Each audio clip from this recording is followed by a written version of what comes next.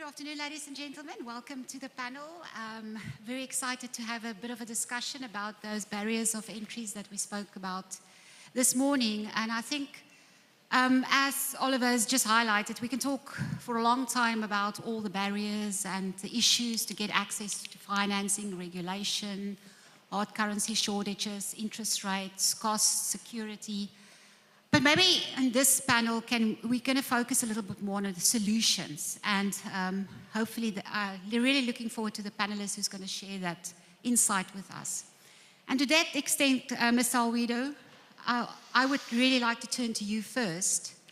Of course, all analysts and energy watchers closely looking at what's happening in Namibia. And I was wondering if you can maybe share with us some of the success stories there, getting investors, exploration going and get deals up to where we now. It's difficult to balance, as the previous panel talked, to balance the social, fiscal needs against the regulatory environment. How did Namibia go about this? What is the lessons learned that you can share with this panel and audience? Thank you, Thea, and good afternoon, everybody. I don't know why you want to start with me. It's because I was the former minister? Well, I'm sorry. You know what? I should have started the right way. Okay. No. Please go ahead and introduce yourself first. As Thea says, Tom Alweendo, the former minister of Mines and Energy in Namibia, and I have since left the office. I'm now having an advisory firm that are actually concentrating on the energy, because I really believe that the energy sector is really what's going to make or break Africa as a continent. And I will probably start off by saying that, what we really need now, we don't need headlines. We have conferences and everybody wants to make a headline like, I hear people talking about prosperity, people, and those are very nice headlines to catch. But I mean, really what we need to have faster files, we need to have steadier rules. We still have got situations where it takes just too long to move a file from one office to another office in terms of permitting issues. You still have environment where the rules aren't always clear. They aren't always published. And even when they are published, sometimes they do change, and they do change without really notice. And I'm not saying rules should never change, because you cannot have rules that are cast in stone. Rules do change, but I mean, there must be a process when you need to change your rules. There must be a process how to do those things. Now, specifically in Namibia, you're saying, we have had some successes over the last couple of years, since 2022, when our first discovery was made. I think there are probably two things that are going well with us as Namibia. And I'm not saying that's perfect. When it comes to, for example, I'll talk about, have faster files where things can move fast.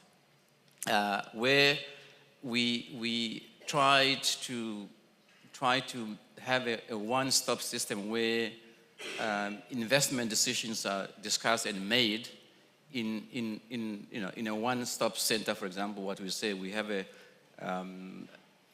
established, I think, over the years, what we call the Namibian Investment Development Promotion Board.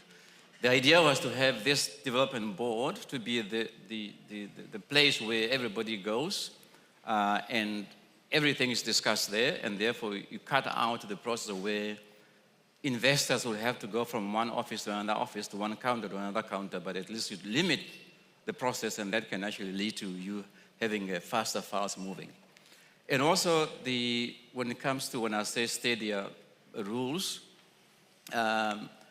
specifically in the oil and gas, for example, our legal framework is quite clear, and not too much is being left out of the rule of the legal framework and left to negotiation. Most of it is really within the law, and therefore investors quite clearly understand what the rules are.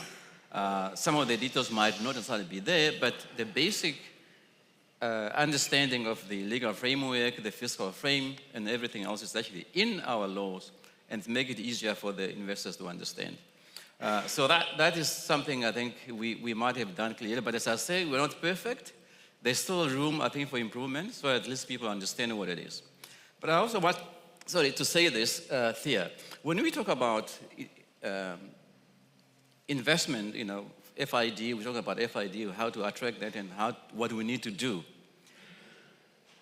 At times we talk as if foreign direct investment that comes, for example, outside the continent, will need different sets of rules. And I hear the colleague from Bank to say, look, if we continue to rely on FID coming or finance coming outside the continent, that might not come as fast as you want.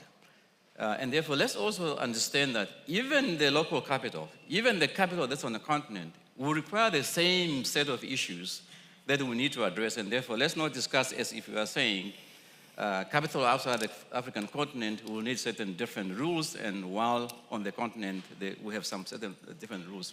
It's the same. Capital will always be shy, and if their rules are not clear, capital will not wait in a queue until we finalize these rules. That's just, probably the two issues I can mention in respect of Namibia. Thank you very much. I would love to come back to you, but I think, Helio, let me ask you to introduce yourself to the audience. I've totally forgot to ask you guys to introduce yourself, and maybe ask you the question, of course, ExxonMobil, very prominent, also involved in some of the larger energy projects on the continent. After introducing yourself, maybe just quickly tell us, how do you manage the operational and security risks, on the continent, not only in Mozambique, but in West Africa as well? Yeah, thank you very much, Thea. So my name is Helio Cumbi, and I am the Director for Africa and International Finance Institutions at ExxonMobil, based in Washington, D.C. And so ExxonMobil, our strength is really working complex, scalable projects, deploying our technology, our capital, and our experience through people in order to manage these complexities. We go into projects that are transformational, not only for ourselves in the industry, but for the countries that we're working in. And these projects are long-term projects. And so we have the experience built in to be able to work with the resource owner, which is the country and the people of that country, to manage and work through some of these more operational and security concerns. A lot of the countries that we operate in are nascent in terms of their capacity to develop energy projects. And so a lot that we do in the very beginning is about how do we support in building up that capability in the people so that they can work in the sector, in the companies so they can participate in the supply chain. And we place a huge focus on that, especially in the direct communities impacted by our projects. On the security front, I think that as partners, ourselves and the resource owner, we need to play our individual roles in managing some of these complexities. But the important thing is, that we truly are working as partners, that we are coordinating through some of these complexities so that we can overcome them.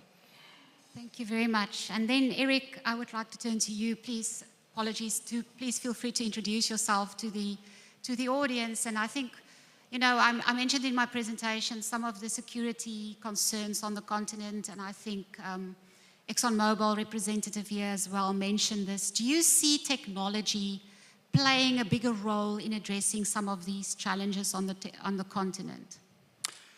Thank you. Erik Prince, I'm an American. I started a company 28 years ago called Blackwater. It was a private military contractor. We did a lot of work in Iraq, Afghanistan, and other places around the world.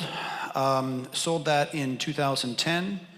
Built a program after that which ended piracy off the coast of Somalia, and have been working around the resource space ever since.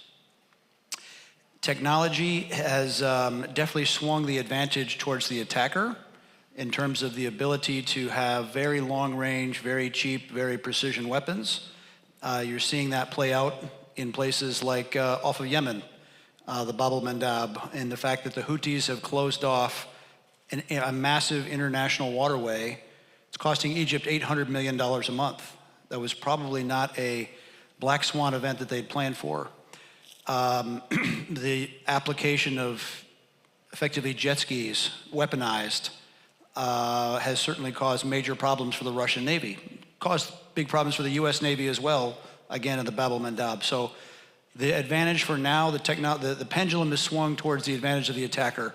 It's made, Africa has always had in its development, there's always security challenges. There's a reason that Texas is investable, and it's so investable it's almost as low risk as a utility. There's a massive amount of resources in Africa that become priced out because the security risk is too high. So there's a lot of practical ways to adapt technology for the intelligence collection, to predict where the threat is, and then to solve that threat in the same way that governments turn to private sector companies for their geoscience, for drilling, for pipelines, all the rest. There's a lot of bigger applications the private sector can do for governments as well to put those significant assets into the bankable realm instead of having them not investable.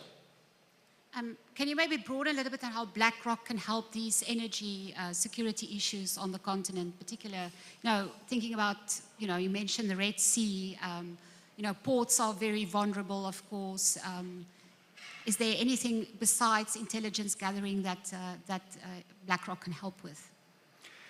Anything besides energy what? Like I said, ports, a lot of ports in sub-Saharan Africa are always also very vulnerable. I'm thinking about Sudan, where there was a drone attack recently, totally unexpected, seeing more and more of those type of attacks emerging on the continent. Yeah, and it's not just on the continent. There was just a number of Colombian police killed in a helicopter coming into an LZ. So anything that's done that's predictable, that is high value, is definitely at risk. And again, the nature of a drone shot, where for less than $1,000 you can deliver a payload out to 15 kilometers, even in a highly jammed environment, makes for a difficult threat for a security officer. So the best way to counter that is to think like a predator and to think of all the ways that you would attack an asset and then block those easy channels.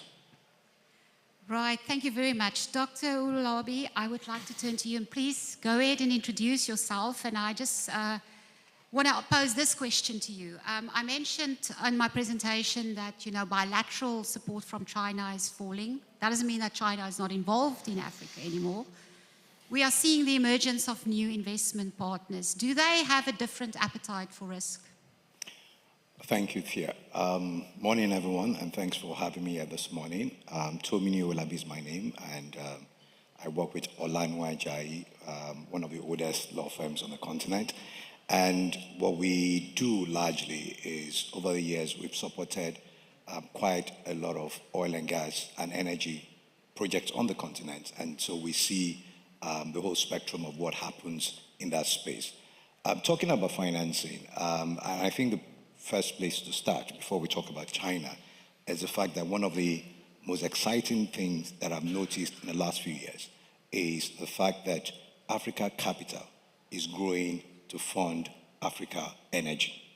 The gentleman from Afrexim that spoke earlier on, we should not underestimate the amount of capital that is coming out of Africa to push Africa energy projects. And so we're seeing projects which a few years ago would not have been possible, probably because of the risk nature of those projects. Nobody would have looked at them. But with blended financing and African DFIs, Afrexim, AFC, and all those coming up, we're seeing a lot more deals happen. And coming back to China, I think for where we sit as advisors, you capture the data, but we have not seen, from Asia, from the Middle East, a reduction in capital flow, because clearly the appetite for risk is different from what we typically see in the West. They also are motivated by different consideration. A number of the financiers are either looking for are motivated by the need for alternative supply routes, or they are motivated by the need to exert some geopolitical influences. They are also looking at diversifying their national portfolios, and those motivations go into even the kind of way they structure their deals.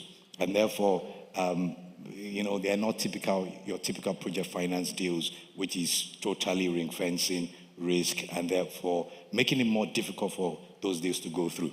And so we're seeing a lot more deals from those regions tied to offtake, tied to infrastructure. So they tie infrastructure development to the provision of the financing, or they're tied to offtake provision. So just to answer your question directly, what we see as advisors, sitting where we sit, is that a lot of those deals are still coming through.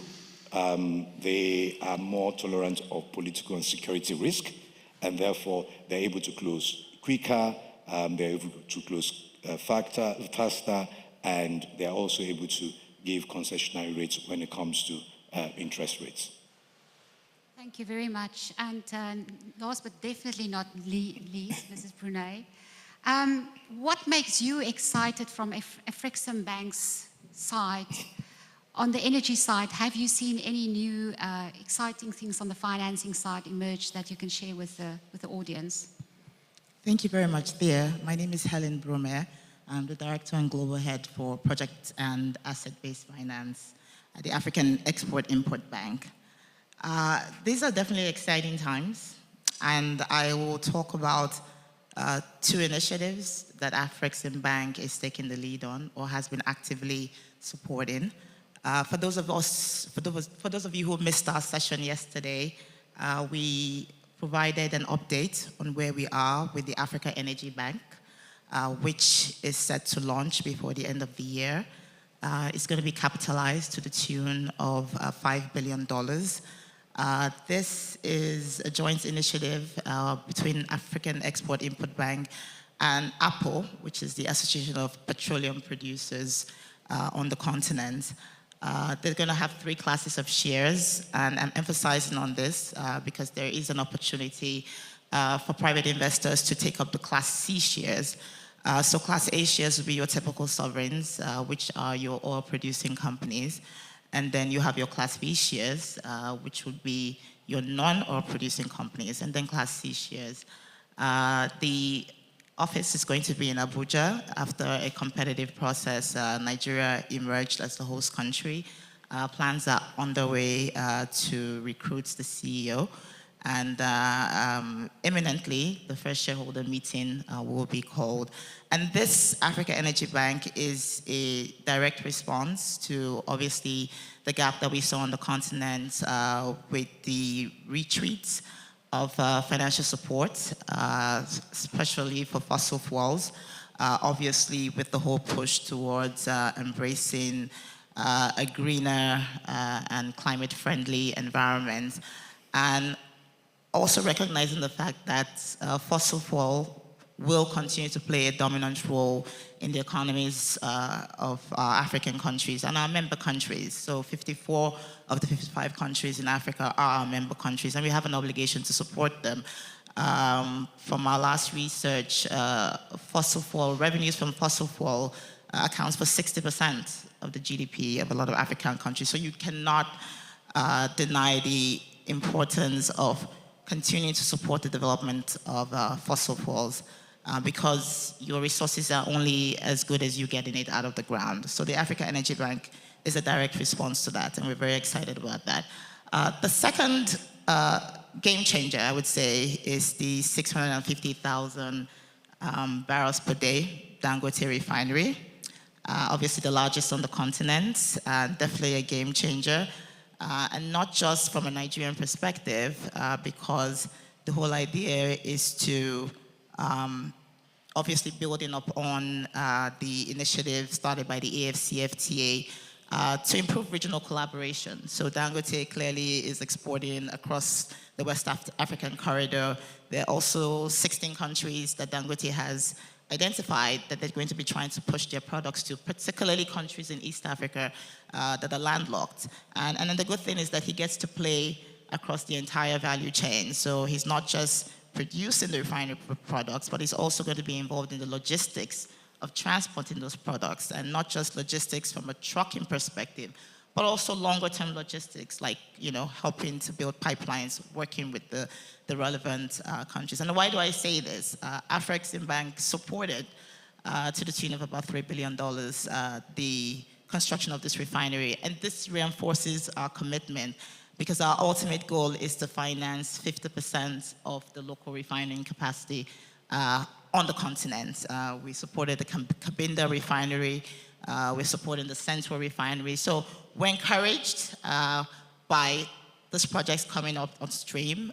It emphasizes the mind shift that you cannot keep producing resources, sending it abroad to be refined, and bringing back the refined products at triple the cost, which puts pressure on foreign reserves. So those are the two things I'm very excited about. Thank you. I hear a lot of words that resonates very well. African Continental Free Trade Agreement, doing things for ourselves. And we had a huge discussion yesterday about Dangote, which is actually going to be changing the fundamentals of the oil market globally. So it's quite a big project.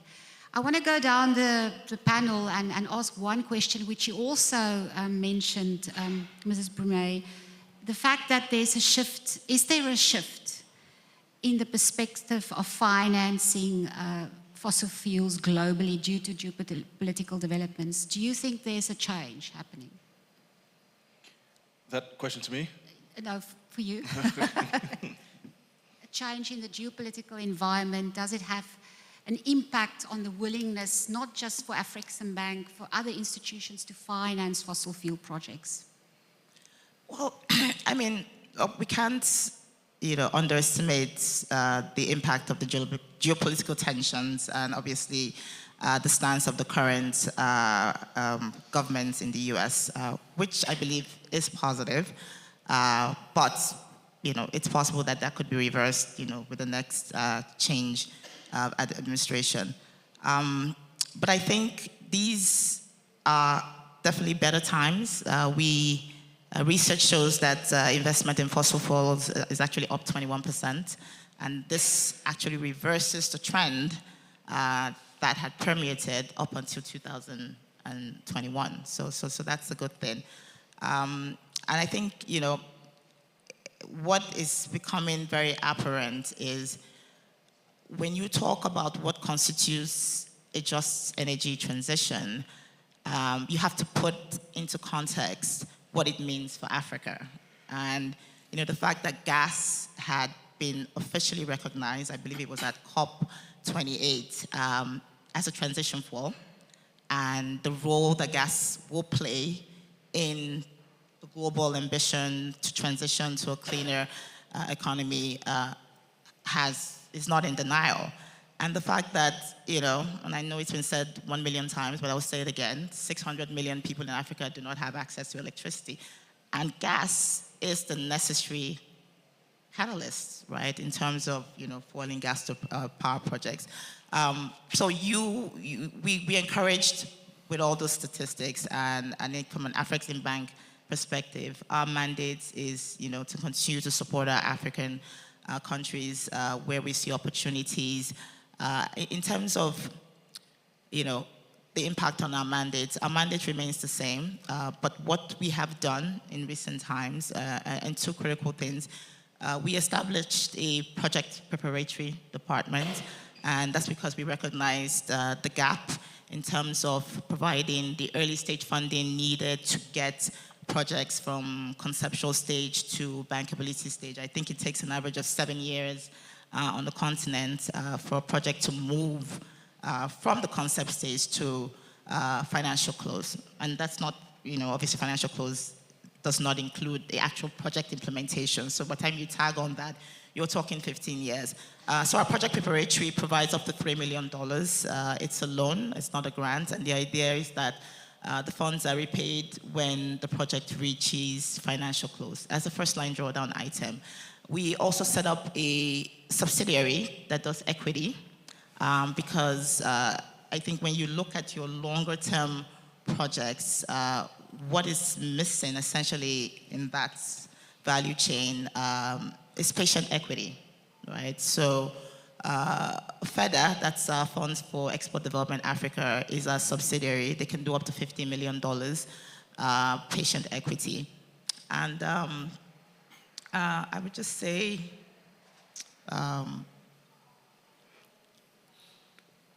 one last comment. It's our support for regional integration.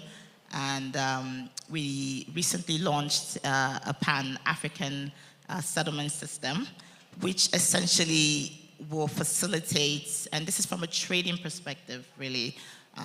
If you are a trader sitting in Cairo, we do not want a situation where you have to go buy foreign exchange to sell your goods within Africa. You can get settled in your local currency. Whoever is buying your goods on the other side also can transfer their local currency. And then you have this PAPS framework, which we set up, standing in the middle and actually settling both sides. So I think that's a game changer. That will go a long way in terms of improving regional connectivity.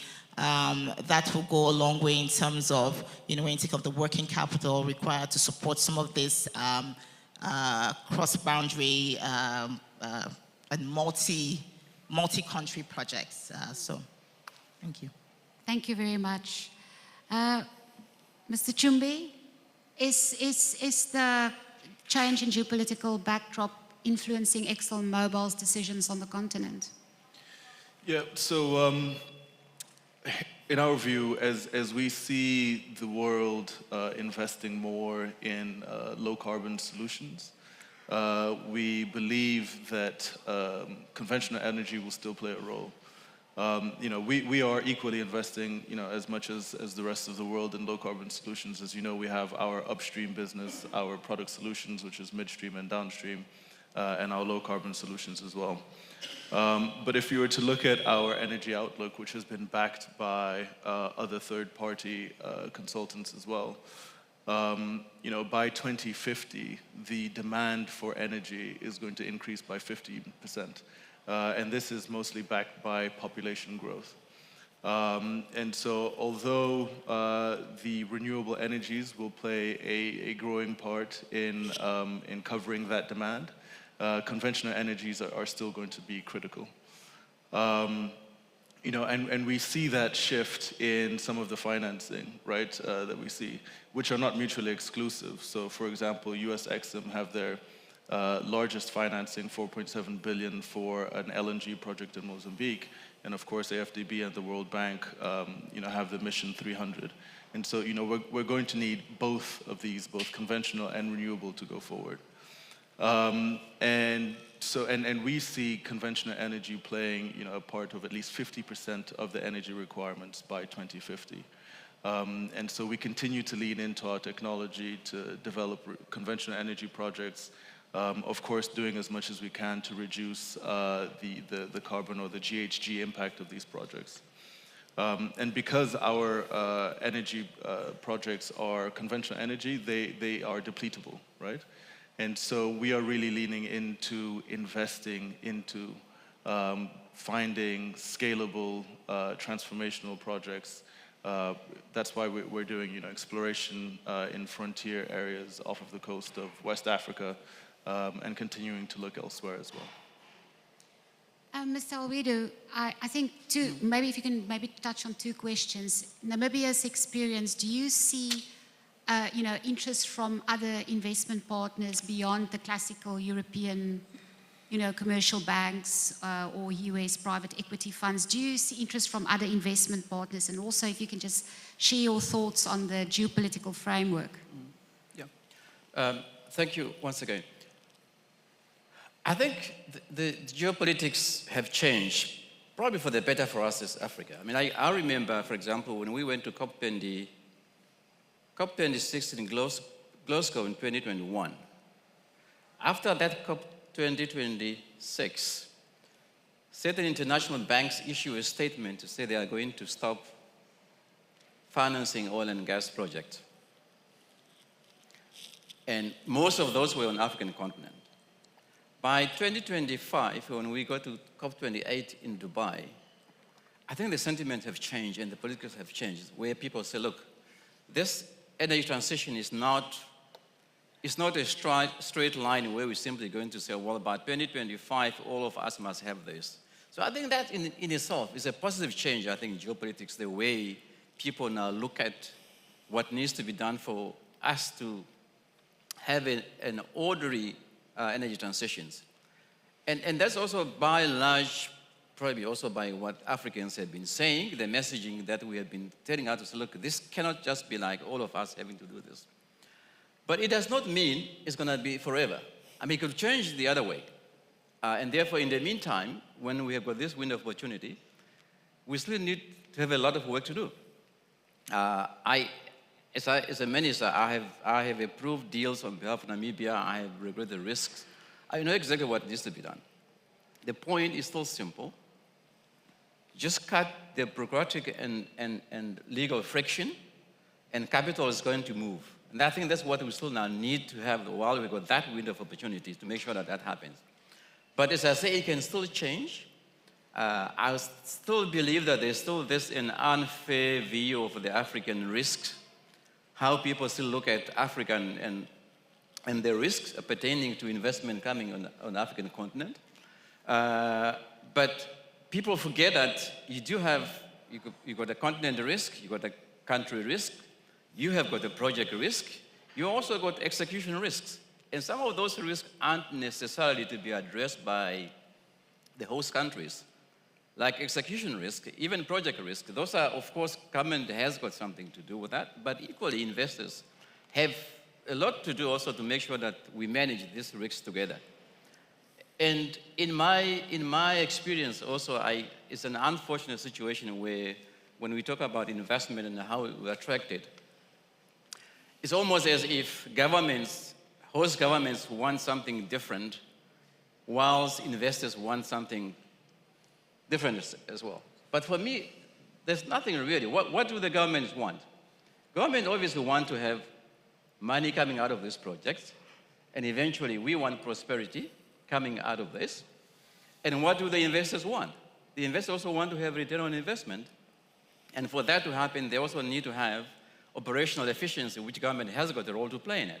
So basically, we all want the same thing. But sometimes when we talk about this, it's almost like the two parties want different things. But if we change our mindset and actually look at these issues like it's really complementary and something is going to, we are going to be working on that. In Namibia, your direct question, I think not only Namibia, I think Africa as a continent also then, I think we have opened up, we have really addressed some of the constraints, and therefore we have also seen capital coming not only from European or American investors, but now we seeing investment coming also from within the continent itself, and also from the Middle East, for example. We are getting investors coming to actually invest in our economies.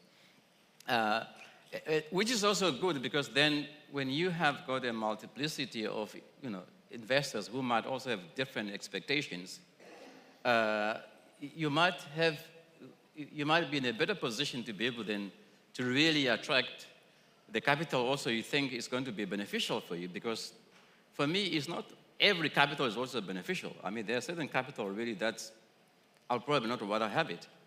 But now that you've got choices, you really need to then to attract the capital that is really going to result in a more mutual beneficial relationship. But certainly, I think we have seen investment coming from all sorts of directions, and not only from one direction. But in terms of the geopolitics, there's a window of opportunity, but we still need to do a lot of work to make sure that by the time it changes, we don't find ourselves in the same position where we are today. Dr. Owolabi, we have to take the opportunity while things is not changing. So, if you read the World Investment Report of this year, it shows that Africa's fixed investment actually spiked up by 75%. A lot of that money went to Egypt, but the second biggest category was renewable energy projects, right?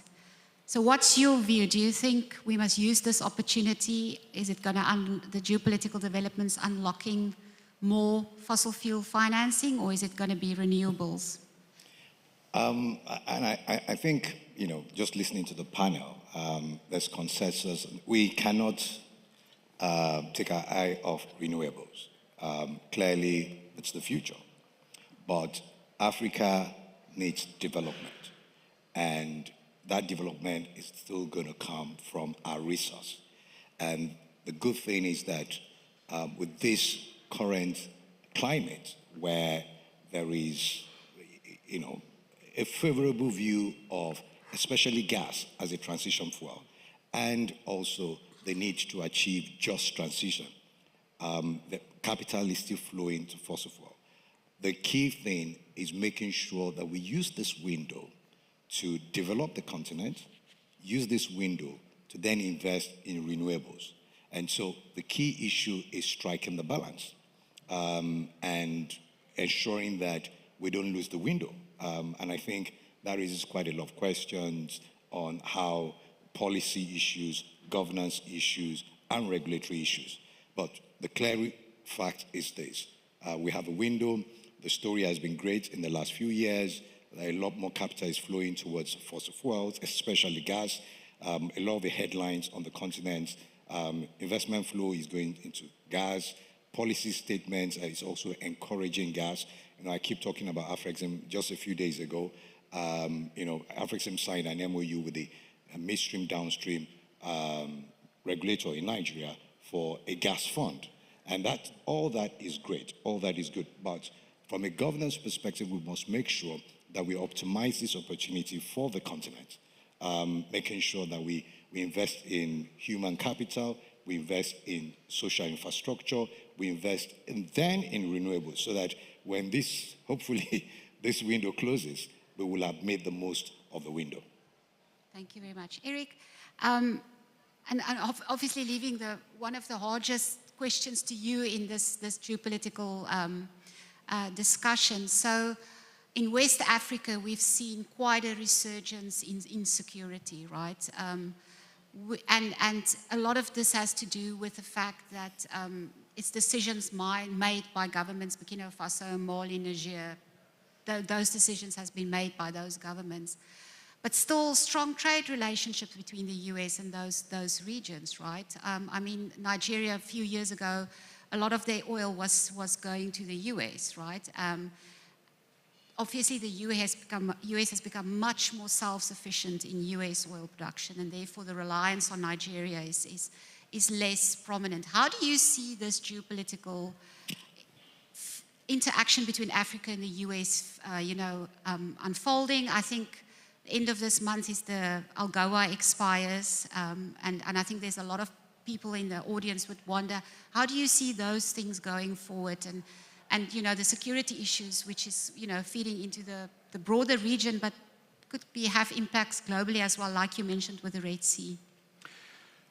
When the Gaddafi regime fell in 2011 and all the armories of Libya were emptied and looted, and a lot of that leaked into the rest of the Sahel, causing real instability. And there was chances early on.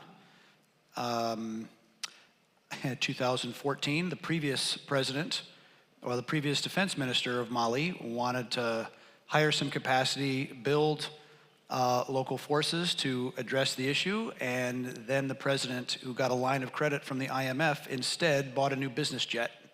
He was later ousted in a coup.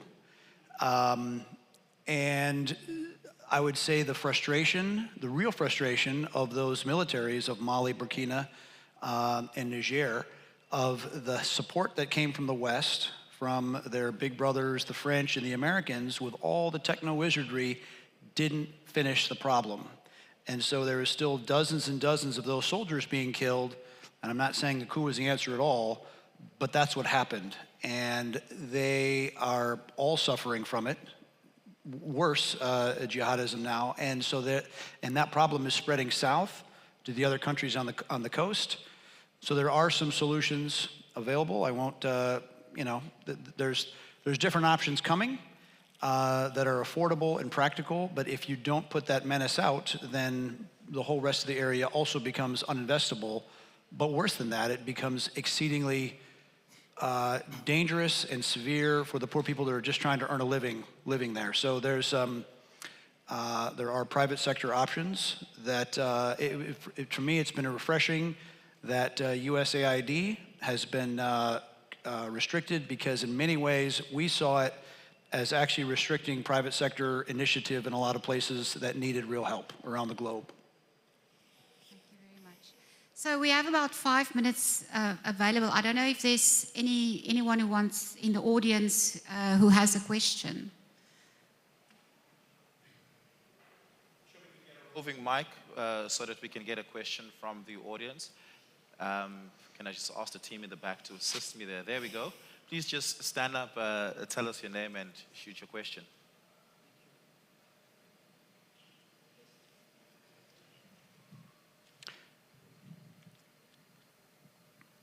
Just use your command voice.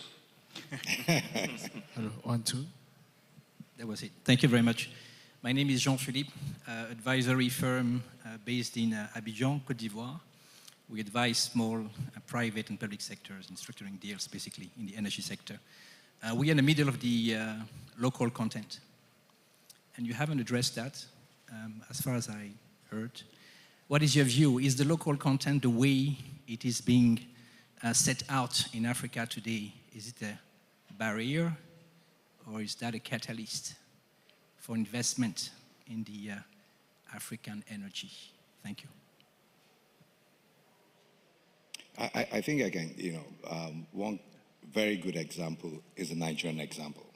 And I dare say that local content story has been a very, very huge success. It's created some champions on the continent in terms of, the oil and gas industry. We've seen people in the services sector especially. We've seen a lot of players evolve, acquire technology, and they are now building local capacity. In also ancillary sectors like insurance, even financing, that local content structure has helped a lot of insurance companies and even local financing entities to emerge. And so, just taking the step further, our local content board now is taking steps towards even funding specific projects in the country. And so, taking a broad view of what has happened in the country, it's been additive. It's opened up a lot of opportunities. And if well managed, well structured, with the right regulatory underpinning, it can only be additive and not block things. Yeah, I can just one or two words. You say you are in a consultancy. I'm also in a consultancy, so we'll talk. But I think the answer is this: local content. It's unfortunate the way it's understood. When you speak to investors, mostly, when you talk local content, all what they see is cost. You are going to ramp up their cost. But when host countries say local content, all what it really means, like, for us to have prosperity that we all agree we want to have, we need to start with local skills, local participation. That's what local content is. And therefore, for me, there's nothing wrong with local content.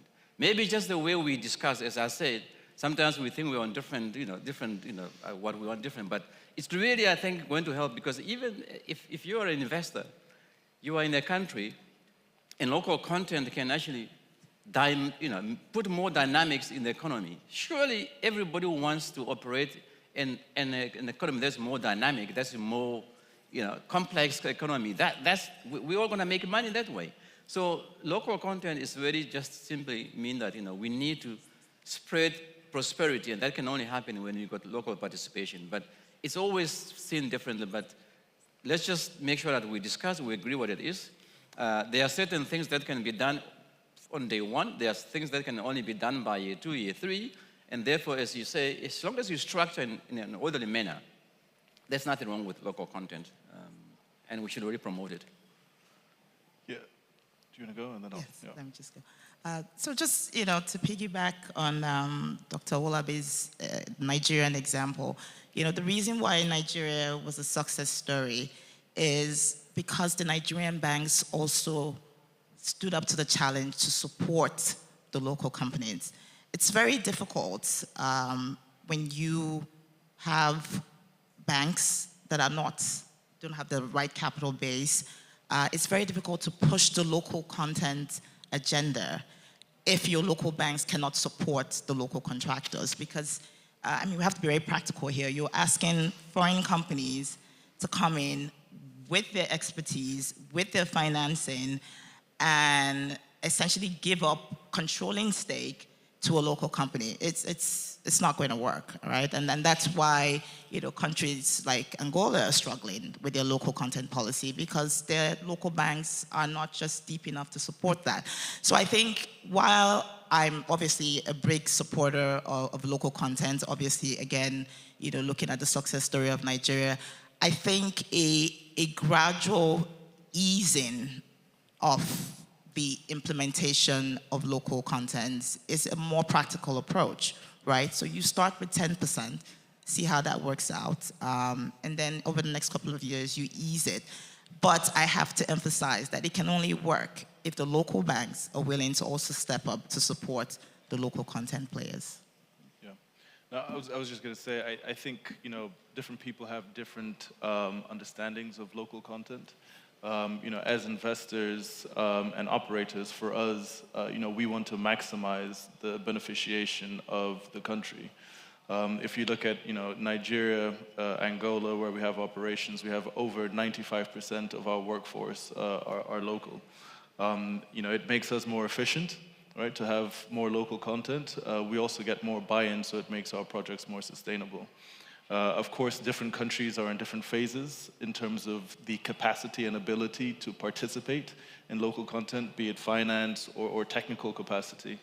And so I think it's just about being realistic about what phase you're in and providing the solutions for that phase, looking to, in the future, maximizing the benefit for the locals. Let me just add, in what we do, we're 90% local content.